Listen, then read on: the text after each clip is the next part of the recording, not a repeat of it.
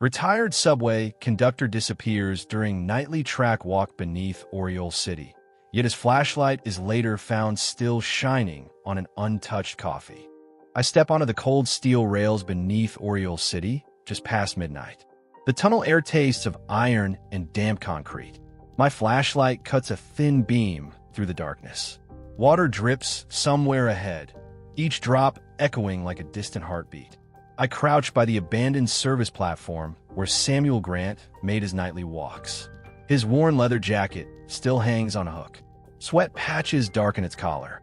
Only the faint glow of his discarded flashlight marks his path.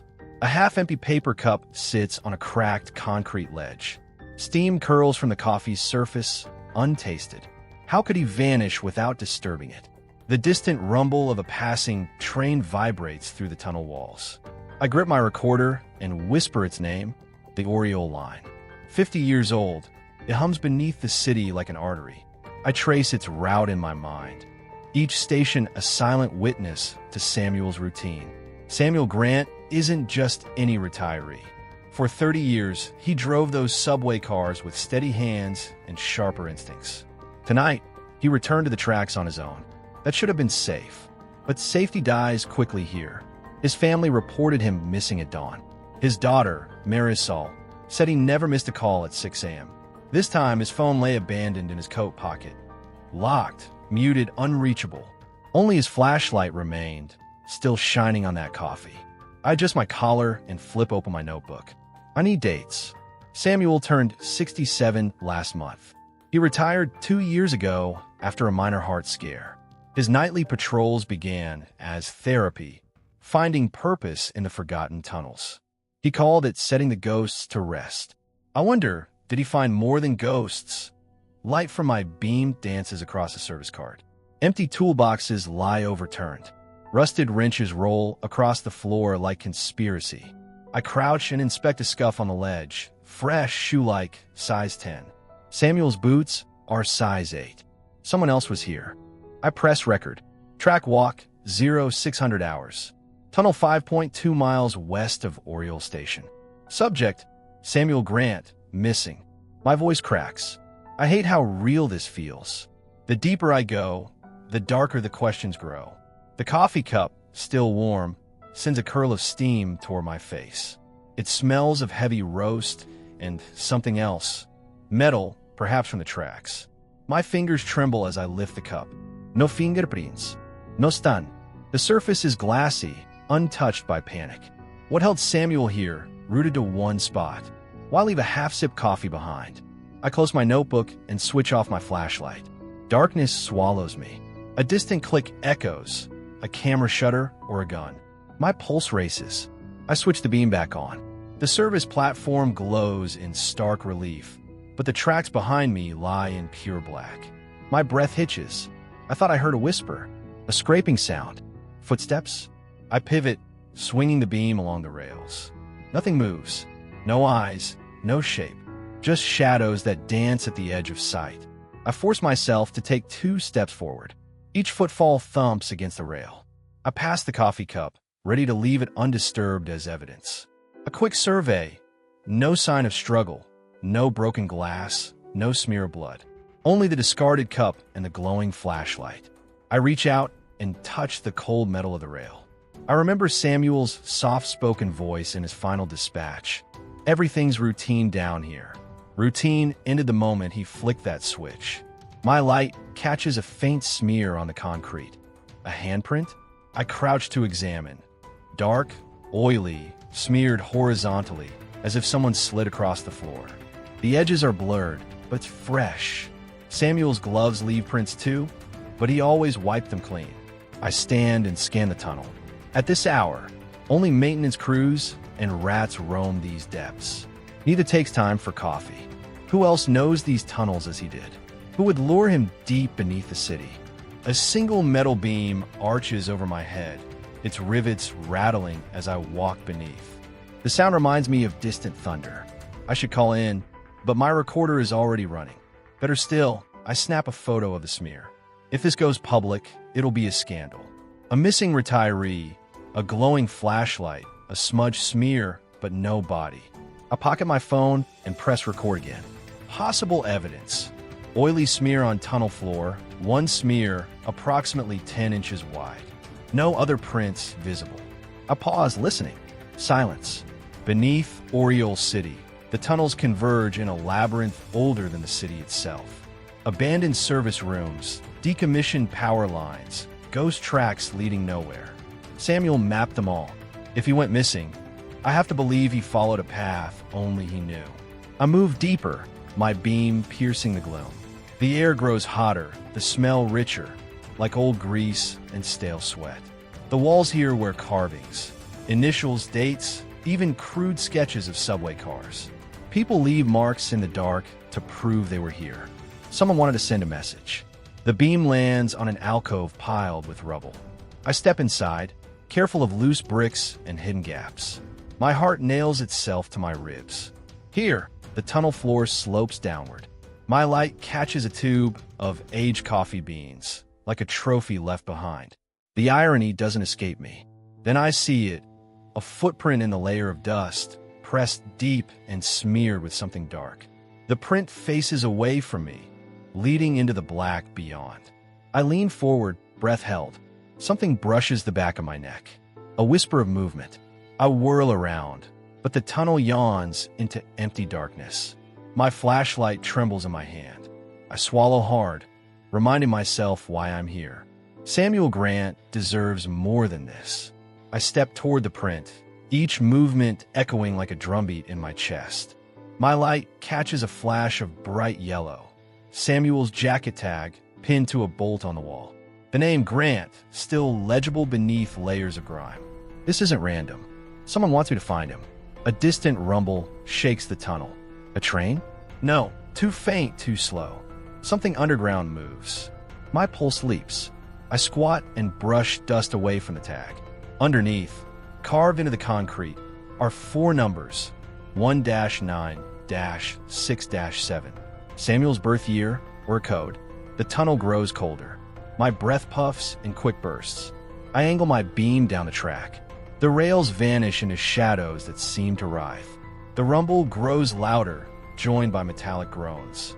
The tracks ahead shift in the beam, as if alive. I take a step back, but my foot hits something soft. I shine my light down. A discarded glove, size 8, bitten by mildew. Fresh, somehow placed here, as if marking where I must go next. My throat tightens. Someone is guiding me, or daunting me. Then the light of my flashlight flickers. In that moment of darkness, I hear the clink of metal behind me. A tool dropped? A warning? My beam steadies. The platform lies empty. But at its edge, just beyond the circle of light, a shape stands. Tall, thin, motionless. I open my mouth to call out. My voice dies in my throat. The shape steps forward, and the beam catches a flash of pale skin. I raise my hand to signal peace. The figure tilts its head. Then my flashlight dies again. What happens when light fails you in the dark? I wake before dawn in my cramped apartment. The bed feels too small under me. Every shadow in this room reminds me of his absence. The street lamps outside flicker and buzz. I zip up my jacket against the rising chill. Memories of my own near miss on these tracks keep me alert. I arrive at my reporter's office first. A single lamp burns over my desk. The empty chair behind it mocks my doubts. I slip out a manila folder stamped with his name. Inside, a photo from his retirement party. He smiles, hat tipped, eyes bright. His joy seems frozen in time. He always radiated warmth on that platform. For 30 years, commuters leaned on him as much as they did the handrails. He never let them down, but someone let him down last night. I leave the folder and cross the street to the station cafe. Marisol's shop opens early. The neon sign in the window flickers on as I approach. She hovers behind the counter, face pale. She offers me a cup without a word. Steam rises in lazy curls around her trembling hands. She speaks quietly, voice trembling. He kissed her on the cheek before leaving at 11 p.m. She said his eyes held an excited glint he hadn't shown in months. After his wife's passing, the world became too bright, too loud for him. He found solace in the tunnel's hushed hum. Each step on the rails soothed his memory. She wipes her hands on an apron that still smells like her father. The cafe's lights buzz in uneasy harmony. Why pick a harmless old man so deliberately? I shadow her steps as she locks the cafe door. The sky above bleeds pale gray. Silence clings to our shoulders. Dawn's first car rolls through the station above us. Its brakes squeal like a wounded bird. The sound reverberates in my bones. We descend the service stairs in silence. Metal echoes beneath our boots. My heart pounds in quiet protest. At the end of the stairwell, yellow police tape cuts across the entry. Below, officers in dark uniforms guard the area. Their radios chatter with static urgency. Detective Reyes greets me with a curt nod. His face glows in the pale light of his cell phone screen. He opens a sealed bag and sets it on the concrete. The bag clinks with unseen weight. I step under the tape. My boots echo on the concrete. I feel the chill rise through my bones. I crouch beside the cup and study the steam rising in thin spirals. The aroma of black coffee chokes me with worry. It tastes of bitter irony. Every sip of memory cuts deeper now. Reyes kneels beside a black light. He waves it over the cup's rim. Faint smudges shimmer like spectral ghosts. Someone wore gloves. He looks up and shrugs. His eyes betray confusion. I catch his eyebrow twitch. I spot the discarded jacket draped over a service card. A single pocket hangs open. Inside, a folded letter catches the beam. The letter carries a promise or a threat. I unfold it with gloved fingers. The paper crackles softly. The message chills me. Find me where the city sleeps. Reyes studies the note. He mutters. No record of him mailing anything. The walls seem to lean in closer. We scour the platform. The rails glimmer coldly under the flashlight's arc dust settles like forgotten memories. I wonder what hidden stories cling to these beams. A stray train whistle hums far above, like a warning. The sound distracts me from a note. My pulse quickens. I spot a smear near the rail, close to the third bolt. It's oily, fresh, smeared sideways. It gleams under the light as if alive. Someone slid here in desperation or fear. Carson, the forensic tech, approaches with his kit. He bagged the letter and flicks on a UV lamp. Strange prints glow along the edge like faded scars. I stand and pace the length of the platform. My shoes kick up gravel. Each step resounds with urgency. Reyes checks his watch.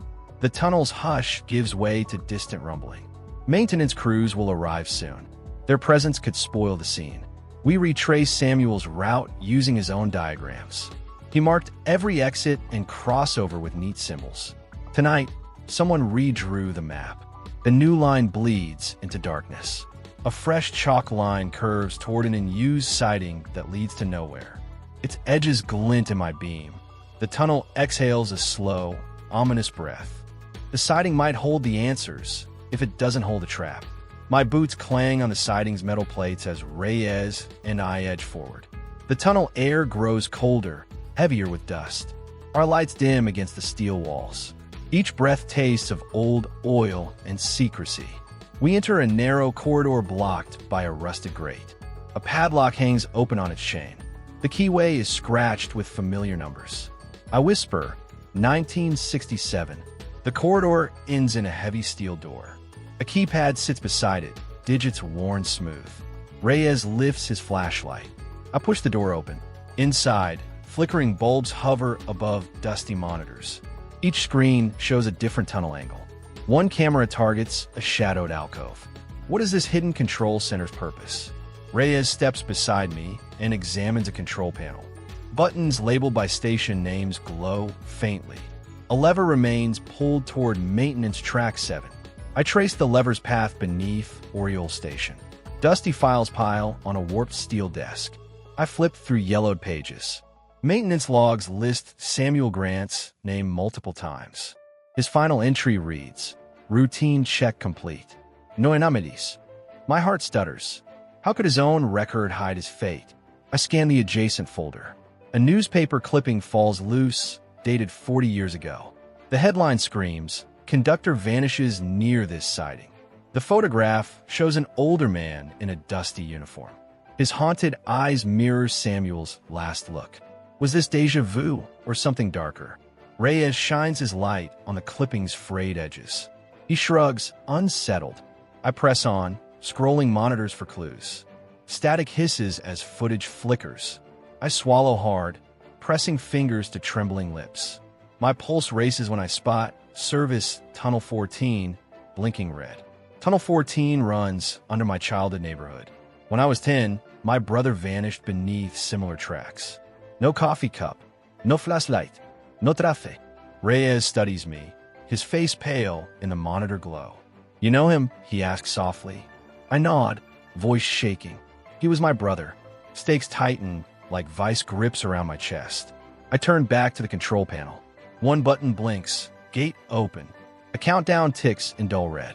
I step forward, knuckles white on the lever. Footsteps echo behind me, slow and deliberate. My flashlight swings wildly. Someone else stands in the darkness. I freeze. I flip through Samuel's transit log on my laptop as dawn light seeps through the blinds. The hum of the city rises outside, but my focus stays underground. Each entry lists inspection times down to the minute.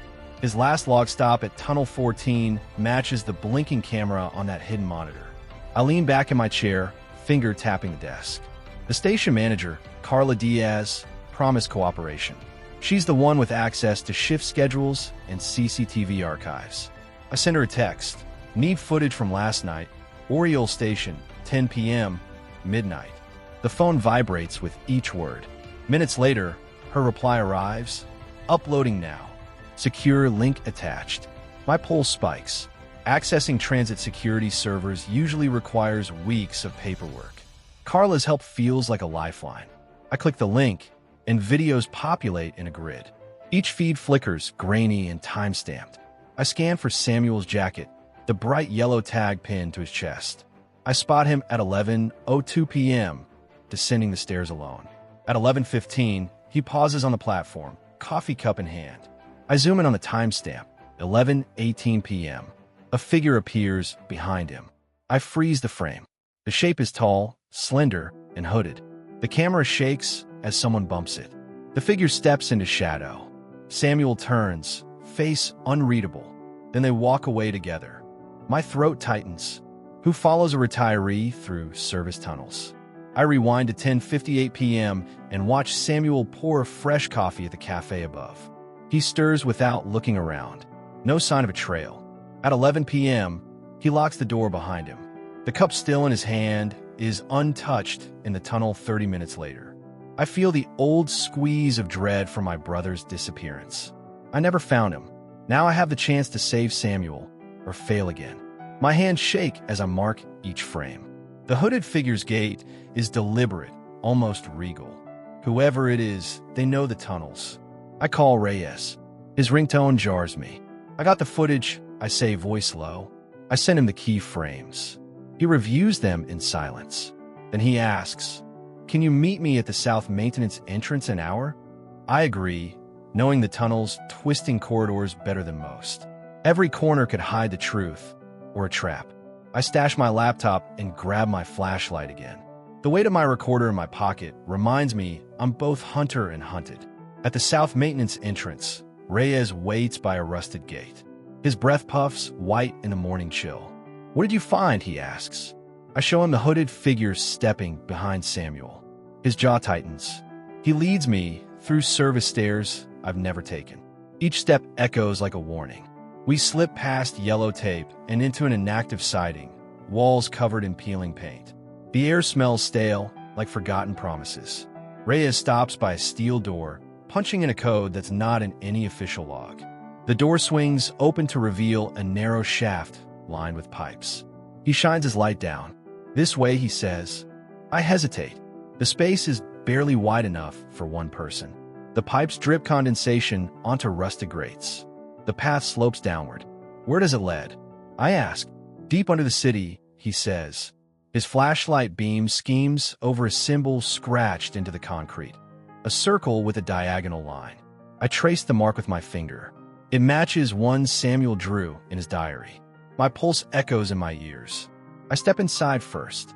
The shaft narrows, forcing me to duck. Water drips from overhead. My boots splash in shallow puddles. Cold seeps through my jacket. Reyes follows close behind. His steps are silent. I count each echo to steady my nerves. At the bottom, the shaft opens into a wider tunnel. My beam reveals concrete walls lined with rusted pipes and tangled cables. I sweep my light across the floor. Fresh footprints trail away from the shaft. They disappear beneath a metal grate. I lean down and touch them. Muddy, smeared, size 10.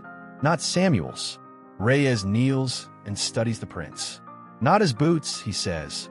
His voice lacks doubt. I stand, light shaking in my hand. We follow the prints deeper. The tunnel bends, and my light finds a narrow alcove. Inside, a collapsed service cart lies on its side. Tools and wires spill across the floor like spilled secrets. I kneel and pick up a twisted wrench. The metal stings under my fingertips. Reyes watches me. His face is bathed in white light and shadow. These pieces match the control center, he says. Someone disabled the cameras here. I swallow. Why frame this for Samuel? My voice echoes. He doesn't answer. Instead, he shines his light on the far wall. A fresh message scrawled in chalk reads, "Help." I step closer, light trembling. The letters are large, urgent. My heart hammers. Someone carved it in panic, or would try to guide me. Reyes leans in, whispering, "They wanted you to find this." He taps my shoulder. I spin around, swallowing my anger. "Who?" I demand. He meets my eyes. "I don't know yet." His phone buzzes. He checks the screen, face paling. He turns off his flashlight. "We need to go." I frown. "Now." The chalk letters blur in the darkness. He grips my arm. "Safe rooms activate soon." We're not alone. A distant rumble shakes the tunnel walls. Pipes shudder overhead. The grate behind us slams shut. My scream dies in my throat. Who triggered the block? I press my hand on the wall, breath ragged. A camera above us whirs to life. A red light blinks. It points straight at me. Reyes shoves me forward. "Keep moving." I stumble through the dark, guided only by his hand on my back. My mind races. The grainy footage, the chalk mark, the footprints, they all point back to this stretch of tunnel. My stomach clenches. I realize the investigation has been manipulated from the start. Each clue led me deeper into someone else's trap. We pause at a junction. 3 tunnels branch off like skeletal fingers, each one blacker than the last. Reyes warns, "Choose carefully." My flashlight beam swings. One corridor slopes steeply downward. Another rises toward a faint glow. The third is sealed by a rusted door. I taste metal on my tongue. Every path feels wrong. The air vibrates with distant groans. I lift my light to the door. It's bolted from the other side. Scratch marks surround the hinges. Whoever's inside wants to keep someone out. Or in. Reyes breathes behind me. "Decision time," he murmurs. My pulse leaps. I grip the flashlight tighter. The walls tremble again, like they're alive. I step toward the glowing corridor, following the faint light. Each footstep echoes like a death knell. Suddenly, Reyes's hand tightens on my shoulder. "Wait." His eyes glint in the beam. "There's something you haven't seen." I look back at him, confusion and dread tangled in my chest. He reaches into his jacket and pulls out a crumpled envelope. He hands it to me without a word. I open it and my breath stops. Inside is a photo of me, taken in the tunnels last night. I stare at my own face, beam lighting half of it. I clutch the photo, heart pounding. His next words cut through the darkness. "I knew you were coming." My blood runs cold as I stare at Reyes, his unblinking eyes reflecting neon tunnel lights. The detective who promised to help stands before me as architect of my ruin. "You lured me here." I choke out, voice cracking under the weight of his betrayal. He inclines his head, a slow nod that pushes dread deeper into my chest. "Your brother's disappearance haunted me," he says softly. "I needed you to uncover the truth." His confession burrows under my skin like a knife. Was everything a lie? My recorder lies dead in my pocket. The camera feeds he controlled rewrote every step I took, feet pounding in the distance. He smiles. He knew I'd come, and now I'm trapped. "What?" I demand, throat dry. He watches me like a hunter sizing up prey. He kneels beside a panel, pressing a hidden switch that seals the corridor behind us. A low rumble shakes the walls. A great clang shut, forging my prison from steel. Will I escape this trap? The last beam of light vanishes as darkness swallows the tunnel. Will I escape this trap? I taste metal on my tongue. The cold walls reflect my racing heartbeat. He stands voice distant. The city only reveals truth to those trapped in its depths. My mind reels. My brother's case, Samuel's fate, it's all woven into one brutal tapestry. He closes the distance. My flashlight beam trembles, shadows dancing across his face. A single question claws at my throat. Am I next to disappear? Darkness presses in, heavy and suffocating. My breath echoes off concrete walls. Reyes steps away, flipping his badge before tucking it into his jacket. He disappears into the gloom, leaving me pinned under his looming betrayal.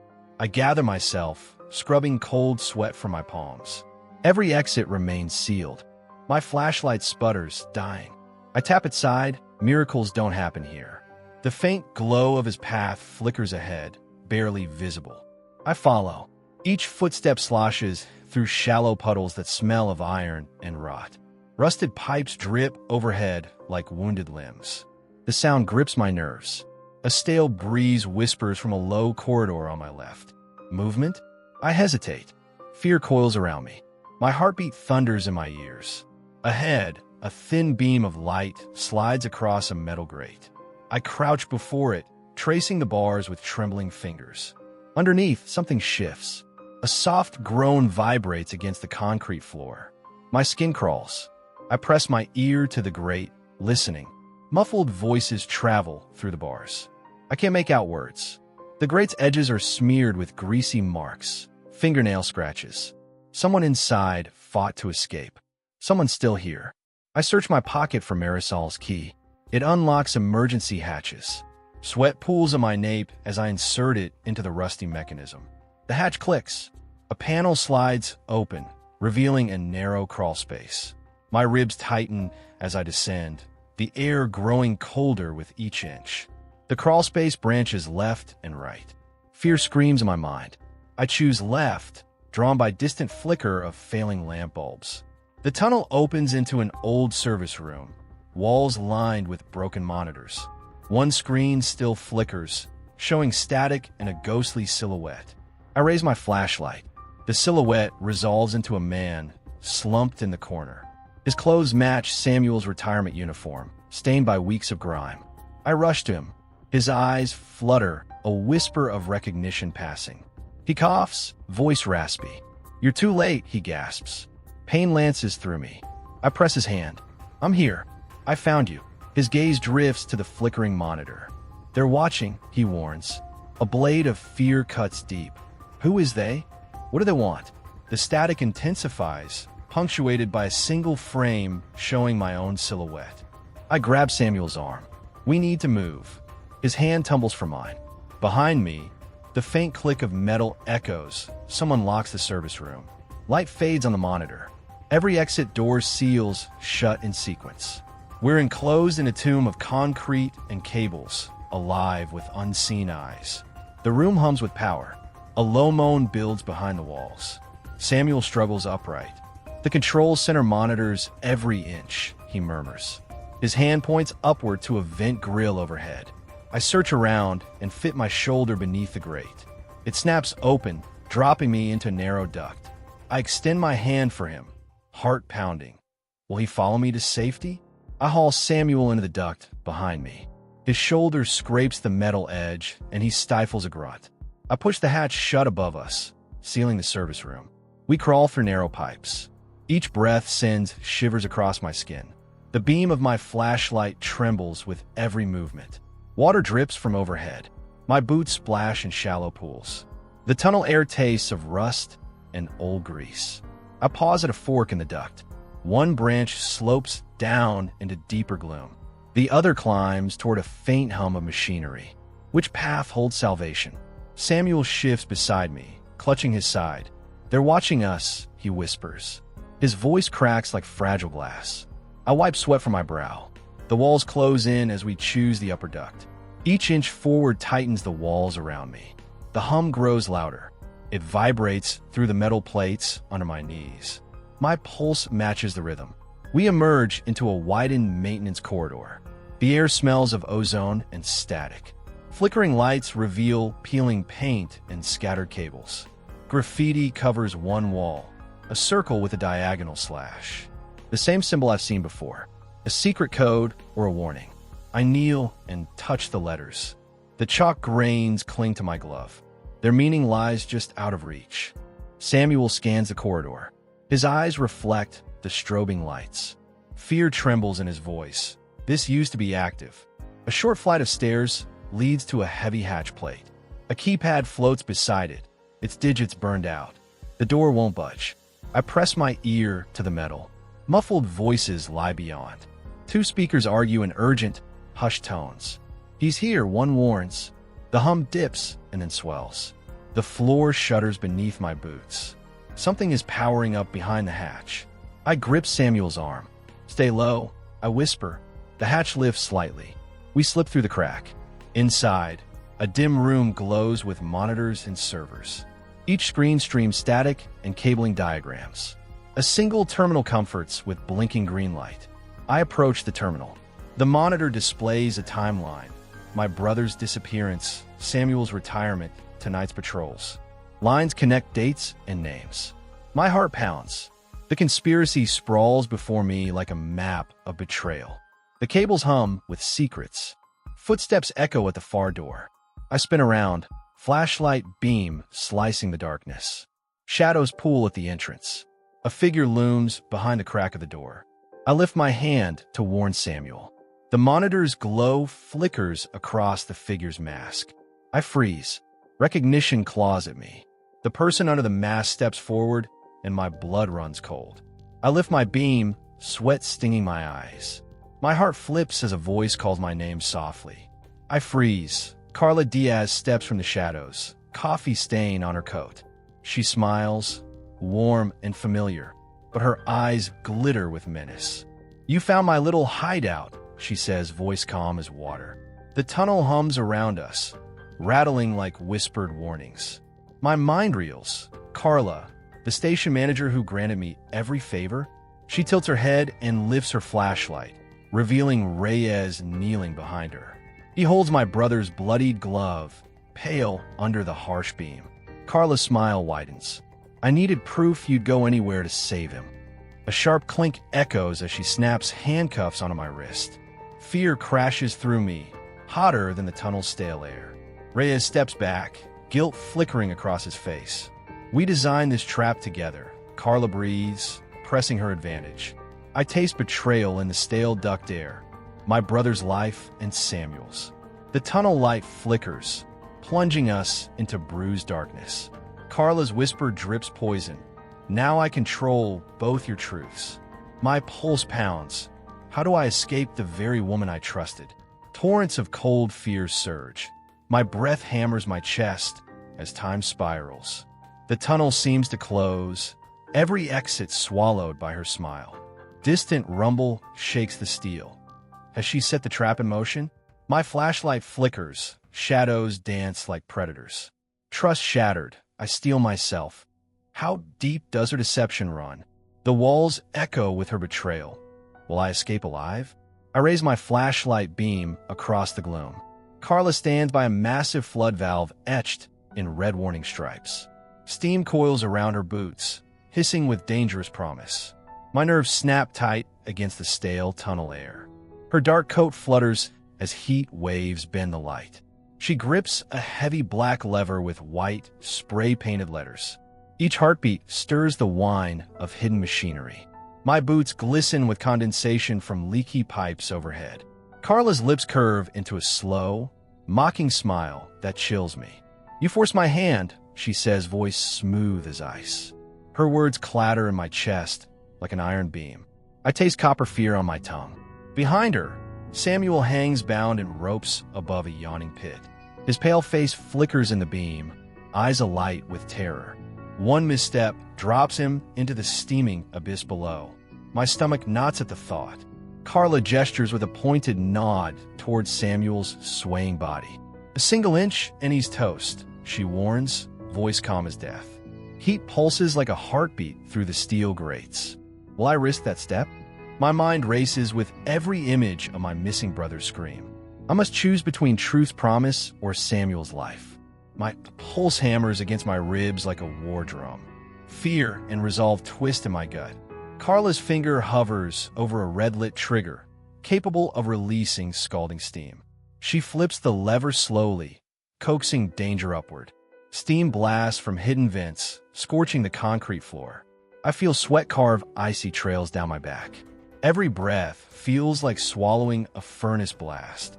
Steam blankets the tunnel in choking clouds. I blink through the haze, searching for escape. The taste of burning metal fills my mouth. A memory of my brother's hollow eyes snaps my resolve back. I step forward, boots sliding on wet concrete. Samuel's rope creaks under shifting weight. Steam hisses around my ankles like angry snakes. I lunge for the valve handle before Carla can react. She twists, slamming into me with surprising force. My flashlight clatters out of my grip. Panic rips through every nerve in my body. I taste adrenaline as my heart drums in deafening protest. Darkness swallows my world.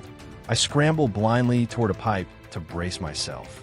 Steam lashes my back, scorching my jacket. Carla's mocking laugh echoes in the confined tunnel. I grit my teeth against the blast. She paces beside me with eerie calm.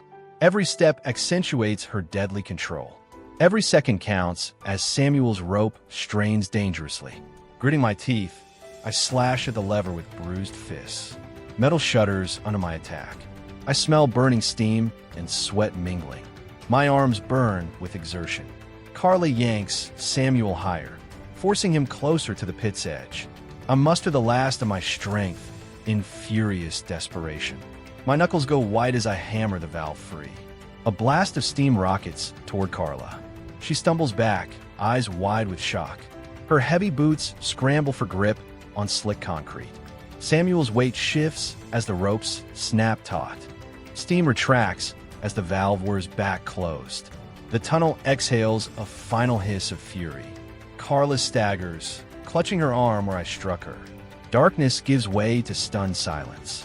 My chest heaves with ragged breaths. Samuel groans as he drops to one knee. I dart to Samuel's side, cutting frayed ropes with trembling hands. His skin quivers in the suddenly cooler air. He falls into my arms with a weak sigh. I press my jacket against his charred flesh. The weight of relief almost crushes me. Under the flicker of sparking wires, hope stirs. I retrieve my recorder from the concrete, its casing cracked. I press the record button with numb fingers.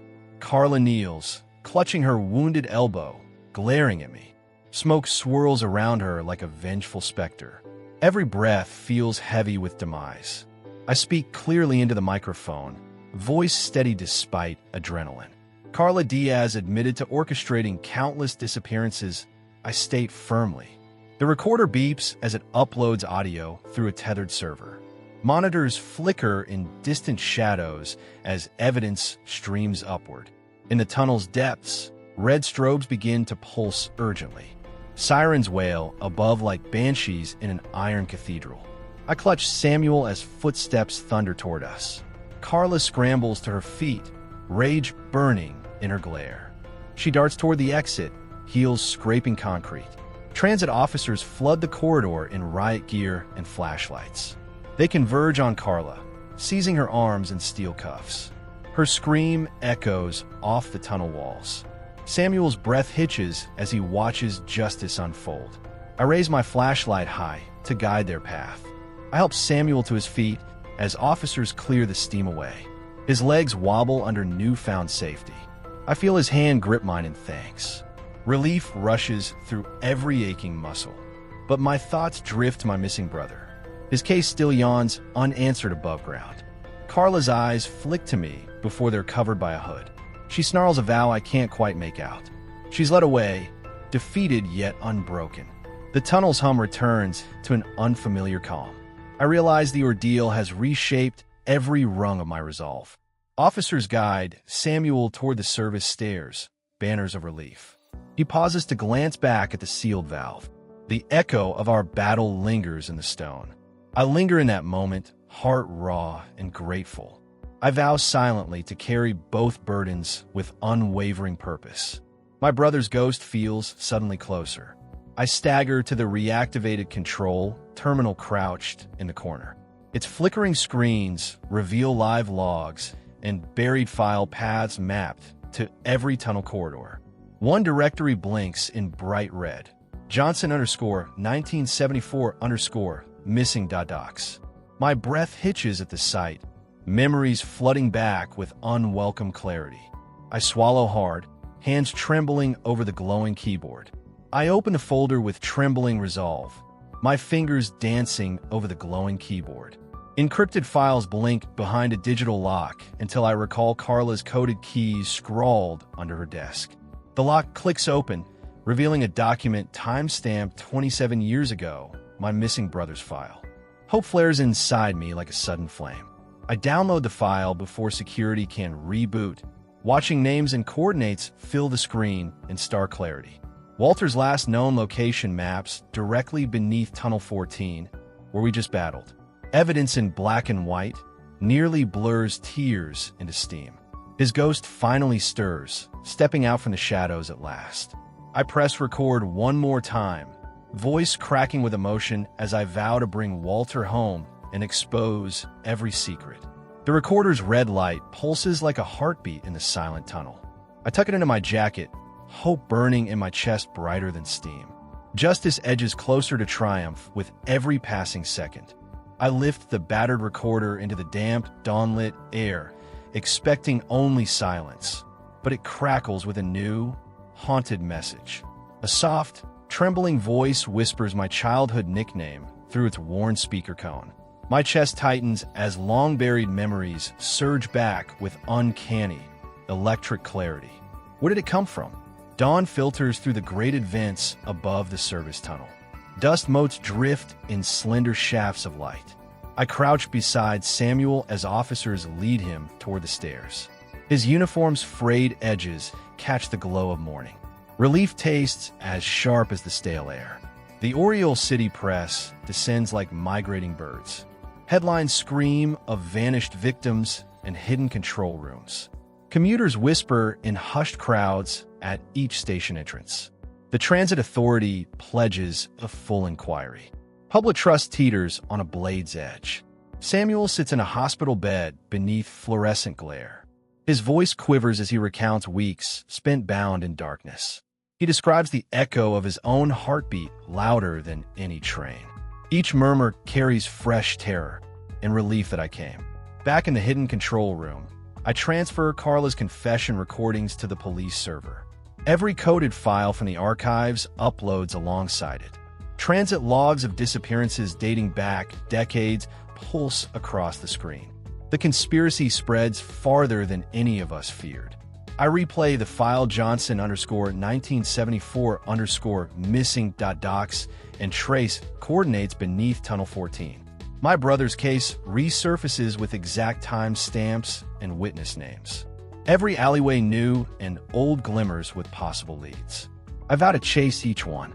The recorder crackles in my hand as its red light pulses once more. A soft whisper snakes through the speaker. My childhood nickname. I freeze, shoulder pressed against the terminal's cold metal. What does that message mean? Dawn light pours through Oriole City's grit-streaked windows as I step onto the street.